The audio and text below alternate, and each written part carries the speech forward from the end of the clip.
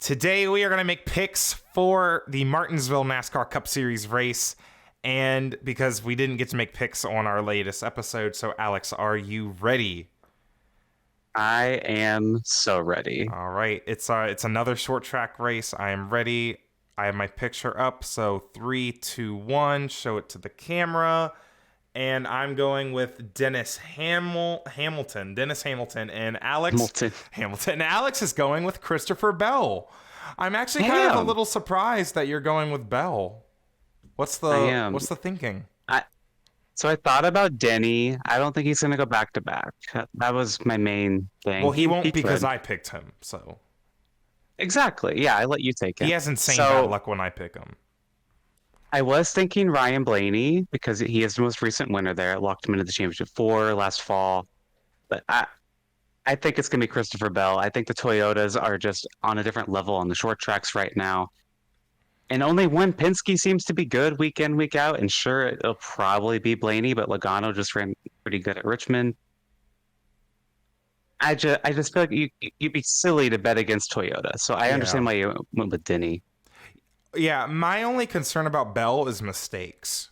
Because Richmond, did he get a speeding penalty at Richmond, I believe? And then at COTA, took him out bad. His crew had a poor stop. Even at Phoenix, the race he won, they were having some weird stops. So that's the only concern with Bell for me. Like, just because Martinsville is going to be a track position race. Like, you got to have a clean race. Denny, my thing with Denny is just he's on a roll. Why not pick him? He's great at Martinsville. He's on a roll, having a really good start to the year.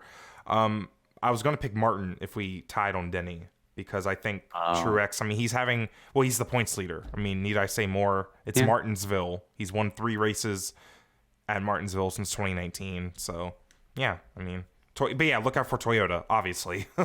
Yeah. I'm still hesitant on Truex, but like, he ran really, really good at Richmond, and that eased a lot of my concerns for him. He should have won.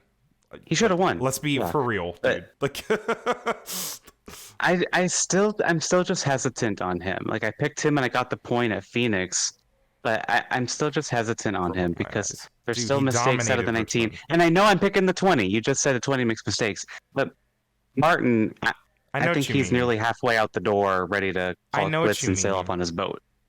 Yeah, you're right. But the same magic that Truex has at Richmond, he has at Martinsville. So that's the thing that makes me like, if Martin's going to win any races this year, I feel like Martinsville is going to be one of them. Speaking of that kind of concept, you mentioned Ford. If Stewart-Haas Racing is going to get a win this year, it's going to be at Martinsville, right? Because you look at Chase Briscoe, who apparently has top 10s in all next-gen races at Martinsville, which I didn't realize, which is kind of crazy. Ryan Preece led a lot of laps here last year. Josh Berry is like a Martinsville specialist. Like he's won a lot of late model races here apparently, or at least won a big one. But I mean, are they going to be up front this weekend? Of course, we talk about Team Penske, and Ford has not won a race this year. So I feel like this is probably their best shot to get on the board, right? I definitely agree, especially with Ryan Preece and Josh Berry. This is probably their only shot. I mean, Josh Berry has shown glimpses of hope at other places. And Chase Briscoe, I don't know. Chase Briscoe's kind of weird. You feel like he's either running top 10 or at least like 25th or something. Yeah. They ran good at Richmond, too. Like the Rexon can be good as well. SHR ran really good at Richmond. Like they've been running pretty good at these short tracks. So it's like, I think obviously I think it's going to be down to qualifying too. You got to qualify well because passing is going to be somewhat hard. I don't know. The fall race at Martinsville was pretty good. What about Hendrick? Because Hendrick's got their 40th anniversary celebration, and I'm just saying the script. If you're a conspiracy theorist, you're picking one of those 4 Hendrick cars. I thought about it. Yeah. Bowman's won in Martinsville recently, so I don't know. Could this be the weekend Chase Elliott gets back to victory lane? That's possible. Maybe. Yeah. Larson, you can never count out Larson. All 4 Hendrick drivers have wins at Martinsville since in this decade. So that's actually kind of impressive. So you can't count them out. But what do you think the racing is going to be like? Kind of like what we saw in the fall. I think the fall race was actually really good. It was a big improvement over what we had before, kind of with the with the really, like, it was impossible to pass, last year in the spring race. But the fall race, I think there was a little bit more tire wear. We saw guys being able to kind of bump each other out of the way. What's your expectation? I hope it's as good as the fall race Right. was, because like it was honestly the best short track race up to that point, up until Bristol this year. Mm-hmm. I loved it. I'm hoping we get more of that, especially with the changes that NASCAR has made to the short track package. Just wait and see what happens there. I'm hoping it's at least on par with what the fall race had.